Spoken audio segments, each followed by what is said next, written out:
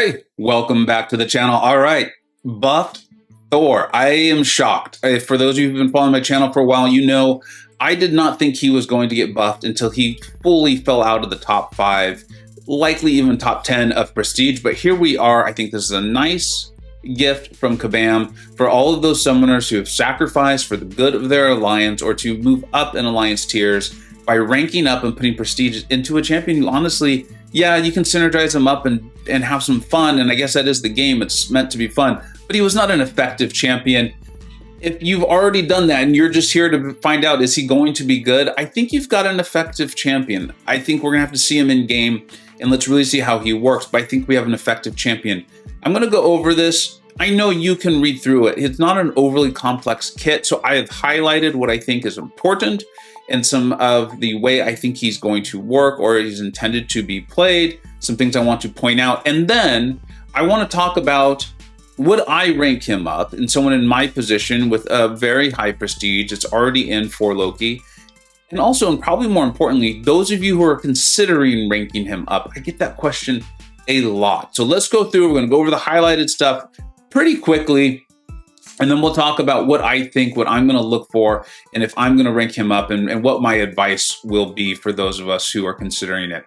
All right, so I think they've done a great job here where they're giving us this kind of this write-in, summoner, summon the warrior within.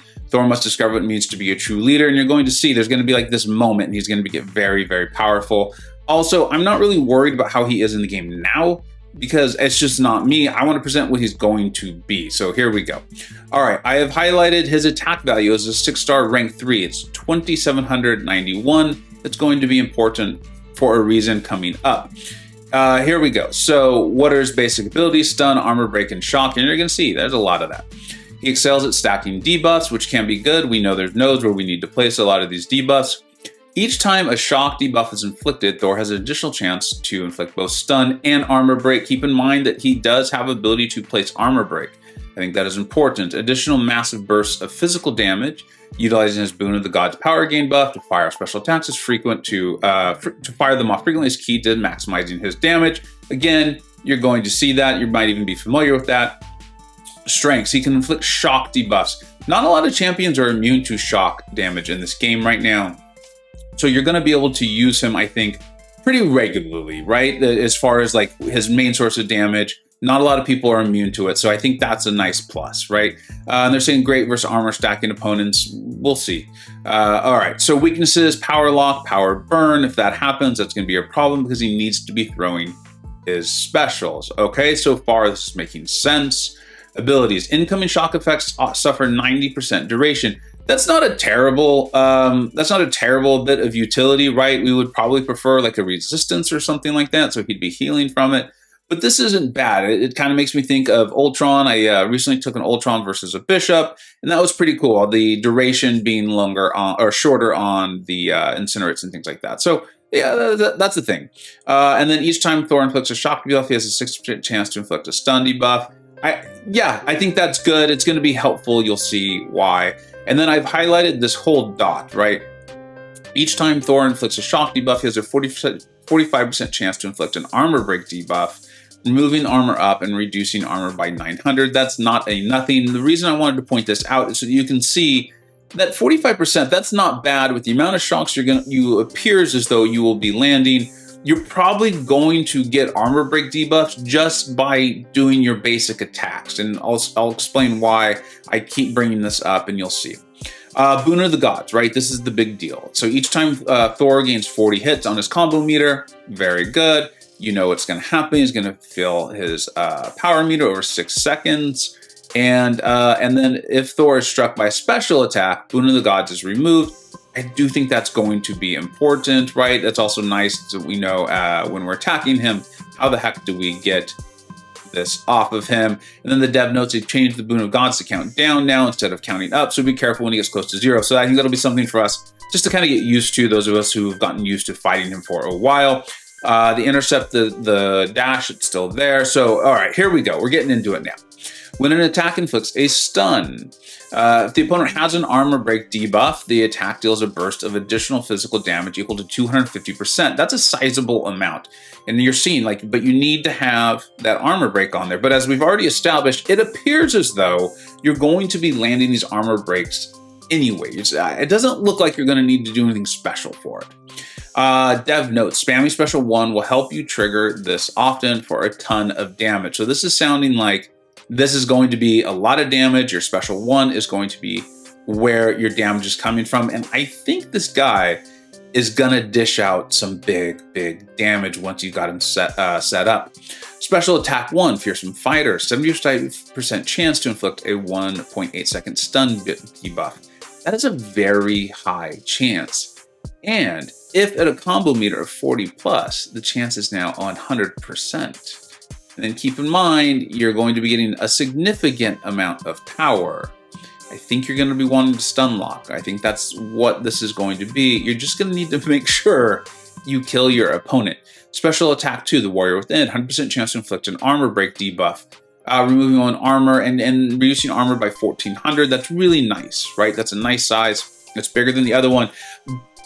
But they're even pointing out the special 1 is going to be your source to your damage. The special 2 is not giving you that extra Thunder God's Wrath, right, that we're seeing from the special 3. So the special 2, I think you're going to need to play them to figure out why you're using this and how's that going to work out. Because it seems like it's going to be special 3, special 1. Special 3, God of Thunder. This attack cannot deal more than 20% of the opponent's health. Okay. 100% chance to inflict a shock. That's great, but you're inflicting them anyways. And then 100% chance to gain Thunder God's Wrath. Passive lasting 30 seconds. That's a long time. This is unaffected by ability accuracy. Very good. While active, contact with the opponent has a 40% chance to inflict a shock debuff, dealing 1,949 energy damage over 5 seconds. That's starting to sound delicious. You're going to get to that SP3. You're going to get to that SP1. Stuns are going to be happening, and you're going to be doing what appears to be massive damage. I'm not seeing a ton of utility. You're going to have to build up your combo. You're going to have to survive long enough to get to the SP3. There's a lot of things that are going to have to happen here to set it up, but we have other champions in the game that are like this that are quite effective. Signature ability, which I think is a big deal, right? Because most of us are looking at him as a prestige champion anyway. Thunder God's Wrath is enhanced, that's great, to provide a sizable attack rating. Remember what we looked at? On the base, the 6-star rank 3, it was 2,700. So you're coming close to doubling your attack rating with this Thunder God's Wrath. That's a big deal. That is a really big deal. Additionally, each shock debuff on an opponent causes them to suffer 20% ability accuracy. I think that's going to be a nice to have. I don't know if that's going to be why you're ranking him up. I don't think you're going to rank up Rag Thor because you want a ability accuracy reducer. I think you're going to use other champions for that. But let's see how this works out and how that actually plays out once he's in the game. Let's keep our eye on it. The dev notes, gain a ton of bonus damage with this new and improved Sig ability, which is cool. Again, because most people are ranking him up for his prestige. And we'll go over the synergy bonuses really quick before we go into like, what are my thoughts on this? The one thing I really wanted, there's two things I want to point out here. One is this friend from work synergy. Hello, thank you. Now Hulk Immortal is there, right? I mean, this is probably the best Hulk, depends on how you consider She-Hulk, and I guess Red Hulk. But having Hulk Immortal in there, that's really nice, plus 15% attack rating while Thunder God's Wrath is active, which as we're seeing is a big part of how you want to be playing him. And then it's not in this sheet because it's not one that I guess, let's use the term native to Thor Ragnarok, is the Proxima synergy, which is bringing that combo meter down, the necessary one down to 30, which is a really nice big boost to his damage and keeping that all going, right? So I think you might be wanting to bring along her, but I think that's something we're definitely going to have to test as we get into the game. If this champion just came into the game as a brand new champion, I don't know if I would be dying to get him, but we know his prestige. We know a lot of people already have him, and we know how important prestige can be. And so as a result, I think this is intriguing. I think this is exciting. I think there's going to be some fun stuff happening with him.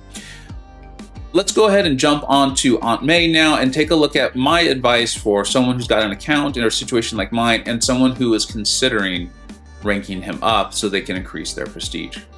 All right, and now we're at the advice section of all this. I'm going to do my best to keep this very quick and succinct. If you are considering ranking him up purely for prestige, I think this, and I think this actually goes for anyone, wait till he goes live. What's it going to be, like 2 weeks, maybe 3? Wait till he goes live, play him, make sure he's effective and you enjoy him. Always prioritize fun, always. Now, if you're already in a high IQ alliance or you're satisfied with where you're at, like me personally, I am in for Loki. I am very satisfied with my prestige. I do not see myself ranking him to rank 3, SIG 200. And I'll explain that why, and I'll do it as quickly as I can. Look, he is currently the 3rd champion in the prestige rankings. He is barely above Hercules and barely above Namor, but there is a massive gap between him and Dr. Doom. It's almost 250 points. That is a large, large gap for Kabam to start slowly, and I imagine they'll do it slowly. I have no idea, but I think they will, filling that gap with prestige champions. I would prefer to hold on to my resources and rank them if I'm going to try to make a prestige play.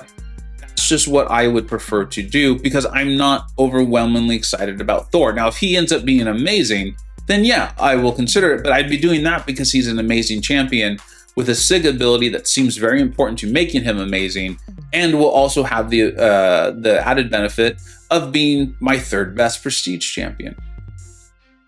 If that's not the case, I would much rather wait because I haven't already ranked him up. If you've already ranked him up, congratulations. Now, there's many more people playing this game who are considering ranking him up so that they can play at a higher level of war, because prestige often is important because they want to be in higher IQ, or they just want to move up to a higher IQ and have higher prestige on their account. This one is a bit more tricky. I don't think it's ever a good idea to decide you're going to just sit around waiting for Kabam to put out a higher prestige champion, and then you're going to open cap crystals and get them. That is the recipe for disaster. One, you could be waiting who knows how long. I do think it'll be soon, but I've been saying that for about a year, and so obviously I've been wrong. Also, you see the drop rates on the cap crystals. They are not good. So if you already have Thor, you want to make a prestige play, I still think wait 2 or 3 weeks. It won't do you any harm. You've waited this long.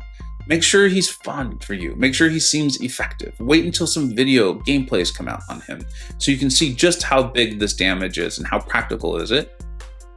And if that seems good, if that equation turns into like, yeah, looks fun. Yeah, I want to move up to a higher IQ lines. Rank him up. Put your prestige, your resources there. It's much smarter than thinking you're going to hunt some future champion that we don't even know if they're in the game yet. Get into that higher tier alliance and have a blast with the game. It is a game. Hope that made sense. If you have any other questions, hit me up in the comment section or join the Discord server, ask in there. And then also, let me know what you think. Does this look like he's going to be a great champion, a good champion? Are you excited if you already have him ranked up? And more importantly, to me anyways, or one I'm most interested in, is if you haven't ranked him up but you are considering it, are you now considering it more or less? Thank you so much for watching. I do hope this was helpful. Take care. I hope you either learned something, were entertained, or even better, a little bit of both. Don't forget to like, subscribe. Thanks so much for watching. Take care.